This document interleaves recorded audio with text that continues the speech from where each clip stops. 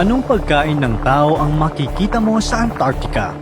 Ang Antarctica ay isang malamig na desyerto. Kung tutuusin, mas tuyo pa ito kaysa sa Sahara dahil halos walang ulan at snow na pumapatak dito.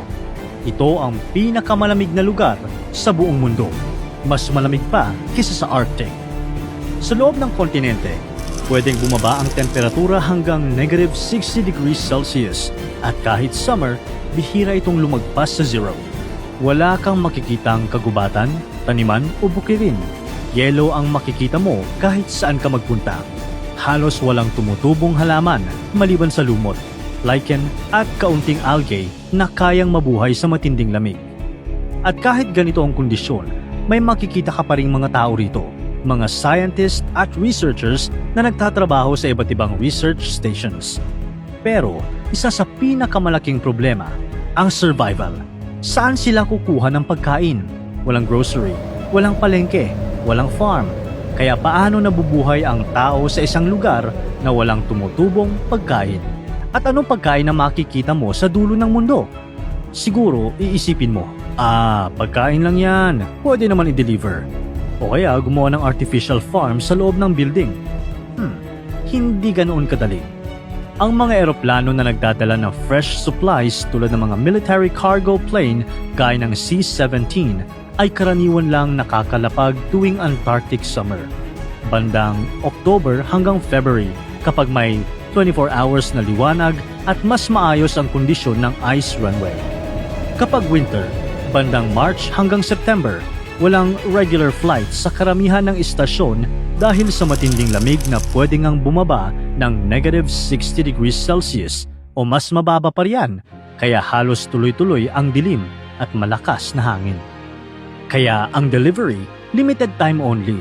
Kailangan mong maghintay para sa fresh deliveries ng gulay, prutas, itlog at iba pang sariwang pagkain na tinatawag nilang freshies na dumarating lang kapag may summer flights. Kung ganito ang sitwasyon, bakit hindi sila gumawa ng artificial farm? Actually, may mga maliliit na greenhouse projects sa ilang research stations kung saan nakakapagtanim ng lettuce, herbs at ilang gulay gamit ang controlled environment. Pero experimental at limitado ito. Hindi sapat para pakainin ang daan-daang tao buong taon. Kadalasan, dagdag activity at kasiyahan lang ito sa mga tao roon, hindi pangunahing source ng pagkain. Pero ito ang mas matindi. Sa mismong paglapag pa lang ng mga tao sa Antarctica, ramdam na agad ang gutom. Hindi ito yung ordinaryong gutom na kaya mong tiisin. Sa sobrang lamig, automatic na nagsusunog ang katawan mo ng mas maraming calories para lang mapanatili ang init nito at hindi ka manginig o mag-freeze sa lamig. Sa Antarctica, kahit nga nakatayo ka lang sa labas, mas mabilis kang magugutom kumpara sa normal na klima. Dagdag mo pa ang pagtrabaho, pagbubuhat ng kagamitan, paglalakad sa makapal na yelo, pag-set up ng camp, at pagtatrabaho sa labas habang hinahampas ng malamig na hangin. Hindi ito office job, physical ito na tuloy-tuloy.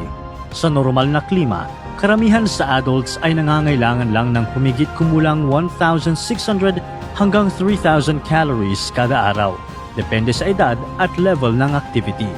Pero sa Antarctica, may mga taong nangangailangan ng 3,200 hanggang halos 5,000 calories kada araw, lalo na kung nagtatrabaho sila sa field at exposed sa matinding lamig at pisikal na trabaho. Kaya sa Antarctica, ang pagkain ay hindi lang masarap, hindi lang ito pampabusog o pantawid cravings. Ito ay enerhiya, ito ay proteksyon laban sa lamig, ito ang nagpapatakbo sa buong research station. Doon mo talaga maiintindihan, sa Antarctica, food is life. Literal. Sa gitna ng lahat ng ito, may isang lugar na paborito ng mga tao sa Antarctica, ang McMurdo Station. Teka muna, hindi ito McDo sa Antarctica, pero ito ang pinakamalaking research station sa kontinente at sentro ng pagkain, supply at pang-araw-araw na buhay ng daan-daang tao rito. Tuwing Antarctic summer, umaabot sa halos 700 katao ang kumakain dito araw-araw. Isipin mo, daan-daang tao bawat kainan at aabot sa daan-daang libong meals sa loob ng isang taon habang walang grocery na pwedeng takbuhan kapag nagkaubusan. Bagamat may mga eroplano tulad ng C-17 na nagdadala ng fresh supplies tuwing summer, Ang pinakamalaking bulk ng pagkain para sa buong taon ay dinadala ng cargo ship sa taunang resupply. Isang malaking food order ang pinaplano ng maaga. Minsan, halos isang taon bago pa ito makarating at kailangang maingat na i-budget para tumagal hanggang sa susunod na delivery season. Kaya mo yun? Kakayanin ba ng tiyan mo ang isang sistemang minsan isang beses lang sa isang taon umaasa sa malaking supply?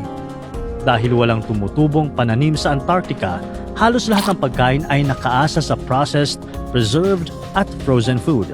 Ibig sabihin, karamihan ay nakalata, nakagarapon, naka-vacuum pack o naka-freeze para tumagal ng maraming buwan, minsan isang buong taon, bago maubos. Hindi bago ang ganitong sistema. Sa isang makasaysayang hut na naiwan sa Cape Evans, makikita pa rin ang mga lata at garapon ng pagkain na iniwan ng expedition ni Robert Falcon Scott noong early 1900s. Nandoon pa rin ang mga preserved items tulad ng pickles, anchovy paste at iba pang nakalata. Mahigit isang siglo na ang nakalipas, pero buo pa rin ang ilan sa mga ito dahil sa sobrang lamig at tuyong klima ng Antarctica na natural na nakakatulong mag-preserve ng mga bagay. Pero hindi na ito pwedeng kainin, ha? Ang mga iyon ay bahagi na ng isang protected historic site. Sa totoo lang, sa modern Antarctica, lalo na sa mga research station tulad ng McMurdo Station, hindi sila maselan sa expiration date. Hindi dahil pabaya sila, kundi dahil sa haba ng biyahe ng supply. May mga cheese at packaged food na malapit na o lampas na sa printed date bago pa man makarating sa Antarctica dahil dumadaan ito sa mahabang shipping at storage process. Pero hindi ibig sabihin ito na basta na lang kinakain ng sirang pagkain. Ang kailangan lang nila ay freezing at tamang cold storage. Sa Antarctica, napakadaling panatilihing frozen ang pagkain. Ang karne, gulay at dairy products ay inilalagay sa industrial freezers at tinutunaw lang kapag lulutuin na. Ang sobrang lamig ay nagpapabagal sa pagdami ng bacteria na siya namang nagdudulot ng pagkasira ng pagkain. Dahil sobrang lamig ng paligid, minsan kailangang lagyan ng heater ang loob ng refrigerator o storage room para hindi tuluyang magyelo ng sobra ang pagkain at para makontrol ang tamang thawing temperature. Refrigerator na may heater? Ganyan sila sa Antarctica. Pero kahit may freezer at sapat na supply, hindi pwedeng magsayang. Mahirap at mahal ang magpadala ng pagkain sa Antarctica. Kaya bawat tira ay mahalaga. Kaya normal doon ang pagre-repurpose ng pagkain. Ang ulam kahapon pwede maging bagong dish ngayon. Iinitin ulit ng maayos. Lalagyan ng dagdag na ingredients tulad ng cheese o sauce at ihahain ulit bilang panibagong putahe. Kung sa atin, minsan lang nauulit ang ulam kapag may handaan o fiesta. Sa Antarctica, pwedeng mangyari ito ng mas madalas. Siyempre, may mga panahong nakakasawa rin kapag paulit-ulit ang pagkain. Lalo na kung araw-araw frozen vegetables. May mga pagkakataon nga na ilang araw sunod-sunod green beans ang ulam na gulay. Kaya darating ang araw na ang simpleng fresh spinach ay pinipilahan ng mga tao na parang concert. Ganito ka-rare at ka-valuable ang fresh food sa isang lugar na puro yelo ang paligid. Kapag may dumating na tinatawag nilang freshies, mga sariwang itlog, prutas at gulay, ibang level ng excitement. Para itong mini celebration sa gitna ng yelo. Maingat itong hinahati-hati para magkasya sa lahat, mabilis maubos at talagang inaabangan ng marami. Sa isang lugar na halos lahat ay frozen o nakapreserve, ang isang sariwang mansanas o fresh na salad ay hindi lang pagkain. Isa itong bihirang treat.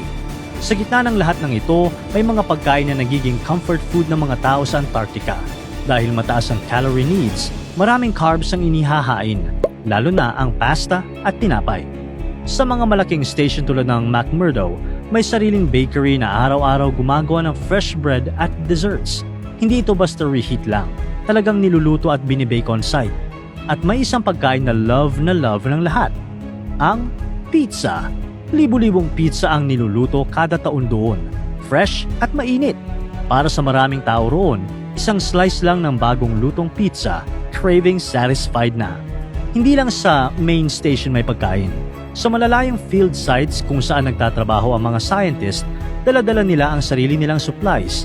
Peanut butter, jelly, cereal, crackers, chips, energy bars, dehydrated meals, Lahat mataas sa calories at madaling lutuin.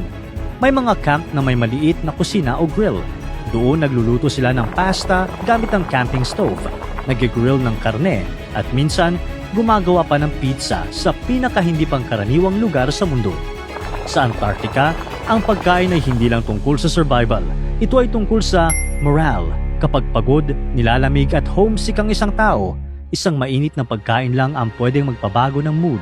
Isang muffin na bagong luto, isang slice ng pizza, isang simpleng ulam na may kasamang kwentuhan.